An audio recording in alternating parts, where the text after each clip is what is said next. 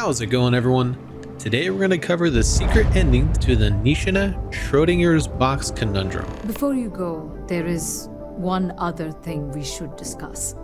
If this experiment is the cause of your shifting, when you shut it down, the shifting will stop. What happens then?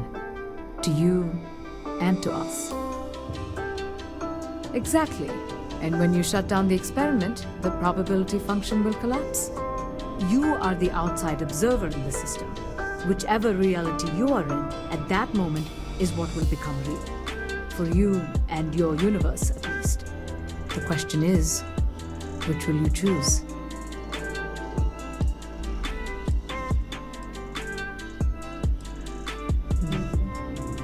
If this were a choice between my life and Rafael's, I would ask you to save him.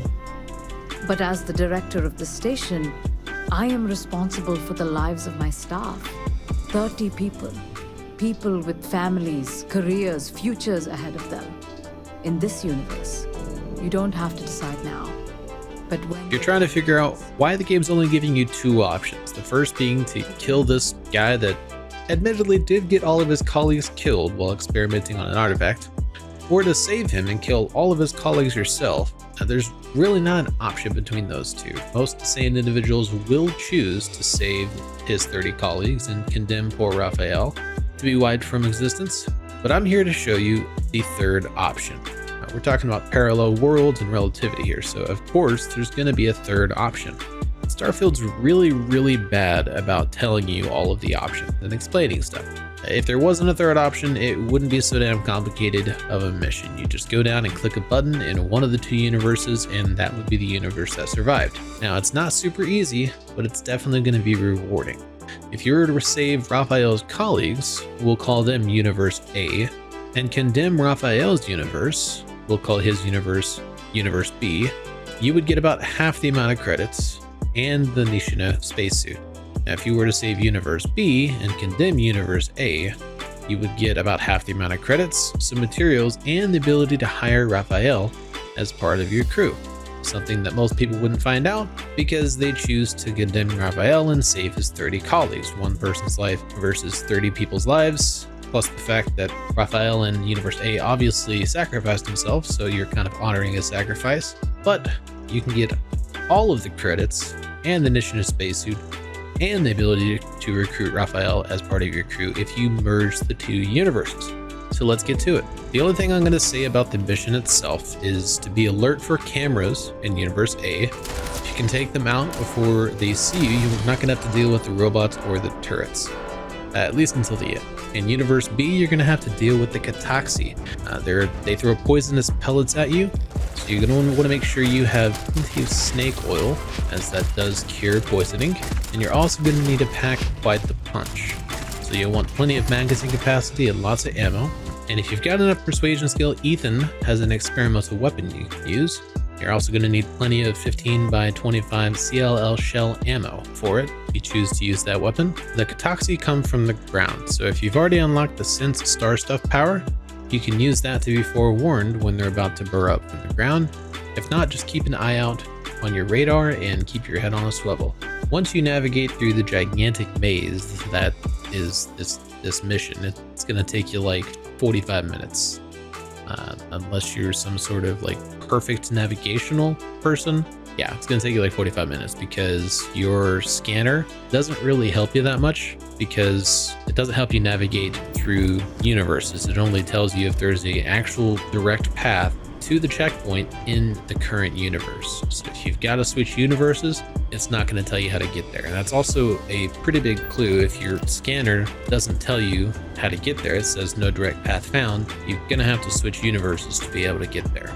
After navigating that entire maze, you're going to be in the high energy research lab. That's where the experiment took place. That's where you're going. This is the part that's going to be most important for merging the universes. No matter what you do up to this point, that's not going to mess it up unless you're in the high energy research lab. So make sure you don't turn off any of the power interlocks. If you do turn one off, just turn it back on. You also want to kill all of the aliens and robots and turrets. Aliens in Universe B, robots and turrets in Universe A. These particular robots aren't going to really care about the cameras because they're already awake, alive, and roaming around. And once you kill one, it's going to also activate the turrets. So you can actually ignore the cameras. There's 4 of them. So if once you're done killing all the enemies, you just have 4 enemy blips on your radar, you can just ignore it or destroy them. It's up to you. For the Cataxi, you're going to have to walk around the entire lab to ensure you've got them all, or just keep your head on a swivel while you're degaussing, which is going to be one of the next steps. Now, once you've cleared out the lab of aliens, robots, and turrets, you're going to need to find Rafael's body in Universe A. That's the nice looking universe with robots. It's in the corner to the right of the entrance to the lab, and I'm guessing this is where the ventilation controls are located based on this. The control room when it happened.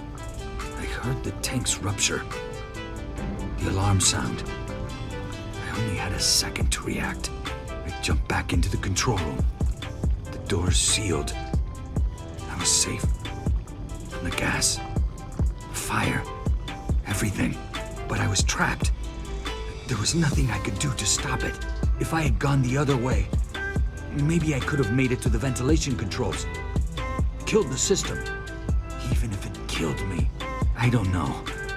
I don't want to think about it. In any event, he's got a slate on him called Probe Calibration Protocol. Not actually sure if you're going to be required to pick it up, but the location of the control room is right above his body. So just to climb up the ladder there, you'll be able to see the control room. You can only access the control room, at least to get inside of it, from Universe B, the bad looking universe. But once you're inside it, there is a distortion that will let you get back to Universe A. I would actually recommend starting in Universe B, not only because it's the only way to get in, but the control room is unlocked and open in Universe B, so it just makes sense to start there. Now there are Cataxi waiting to ambush you inside the control room in Universe B. In Universe A, there's robots and a couple of cameras. Now I think you can open the door. I didn't actually check, but I'm pretty sure you can open the door. It's going to be one of those consoles. It might have a master lock on it though, so you'll have to have the ability to unlock it through the master lock.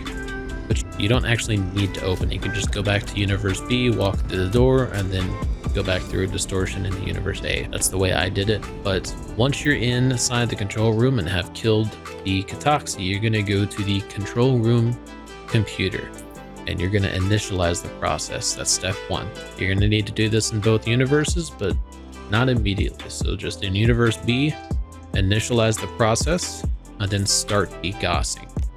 And in the degaussing screen, you're going to have 2 or 3, possibly 4 power interlocks that are going to need to be disengaged and then re-engaged.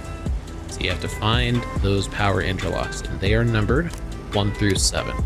So number 7 is in the back, number 6 is slightly to the right, numbers 1 and 2 are on either side of the huge thing that's firing beams at the artifact. Numbers 3 and 4 are underneath the huge thing firing beams, and number 5 is over to the left up top.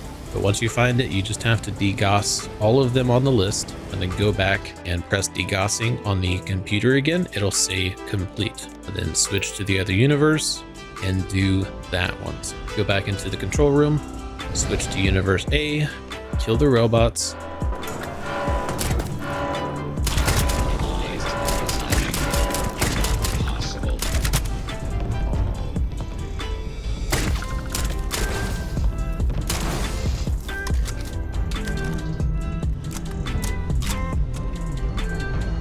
Go to the computer and initialize, and then degauss, and then figure out which ones you're going to have to degauss, which is just deactivating, reactivating, and go to those power interlocks, disengage them, re-engage them, and then go back into the control room.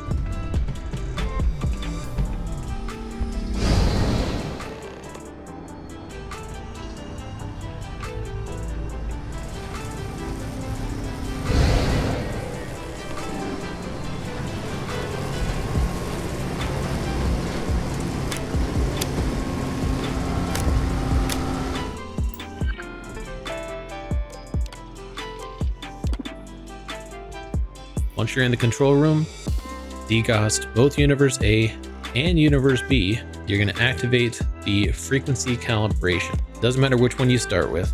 I chose to start with Universe A just because that's where I was. I was already on the computer. Or once you start the frequency calibration, what worked for me at least is putting the frequency of universe A at 40 gigahertz. Just max out the frequency.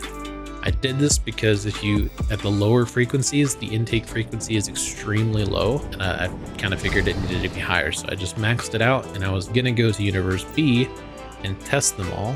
And if it didn't work, I was gonna lower universe A, but for me, it actually worked when I went back to universe B.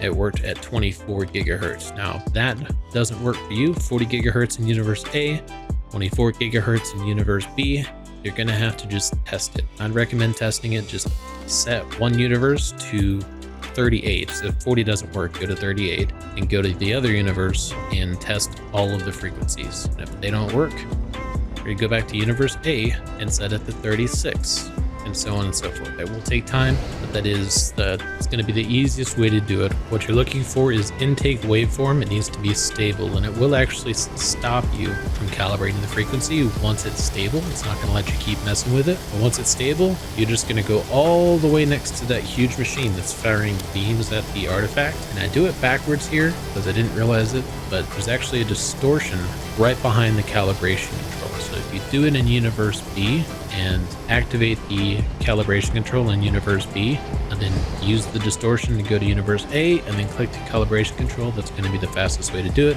But there's lots of distortions, so it really doesn't matter which way you do it. But once you activate the calibration control in both universe A and B, it's going to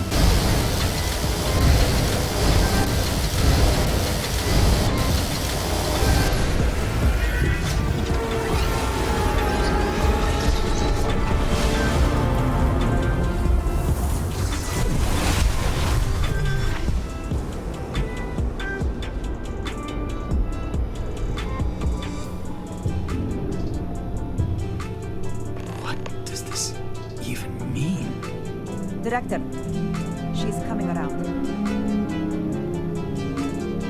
Careful, dear. Slowly. How are you feeling? So you did? When the lockdown ended, we found you both out cold on the floor of the lab. And then we found our Rafael. I still can't believe it. To me, you've all been dead for months. And then to see this, it's a lot. It's really a lot.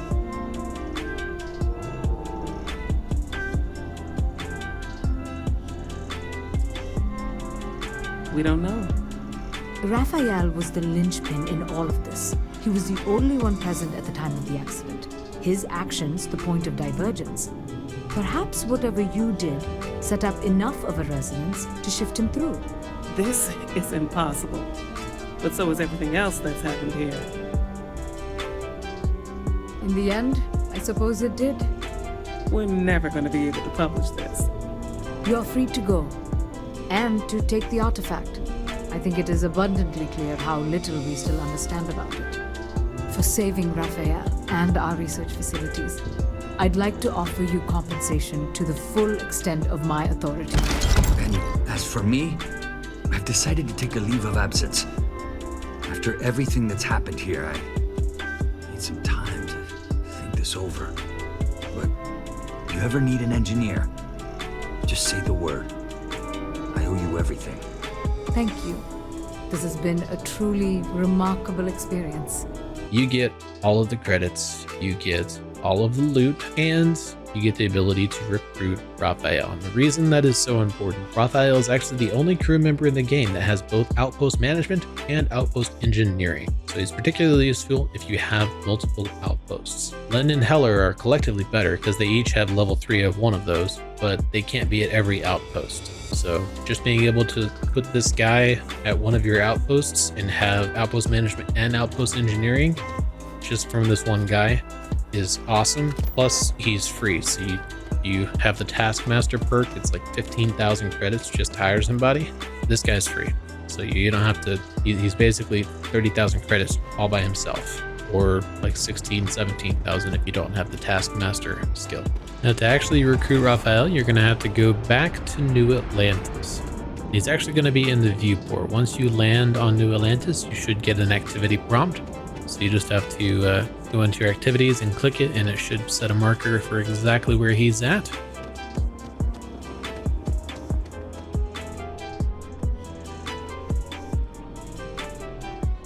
It's good to see you again.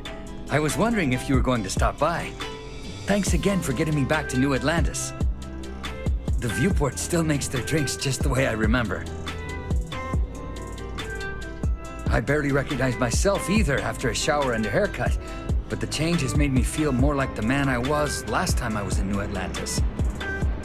I'm still a little shaky, but I'm doing much better than the last time we met. And my engineering skills are no worse for wear. Have you given any more thought to taking me on as an engineer for your crew?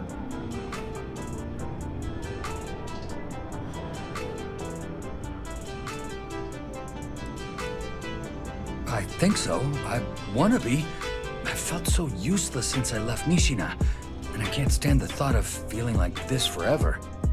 I think my only choice is to start over somewhere new, with a captain like yourself for company. I have plenty. My engineering courses covered starship systems. You might find a use for me at one of your outposts, too. I maintained a lot of the facilities at Nishina on my own, since I was the most experienced engineer there. Just don't leave me alone anywhere too remote, all right? I don't know if that'd be good for me. Are you serious? You'll really give me a chance? I wasn't expecting that. Thank you. I don't know what to say. You have my word that you won't regret this. I'll do my best to live up to your expectations, Captain. Really. But that's going to do it for the video. I hope it helped you out. Hope you found it useful. Thanks for watching, and good luck out there in the Starfield. Hey, you're back. It was nice talking to you.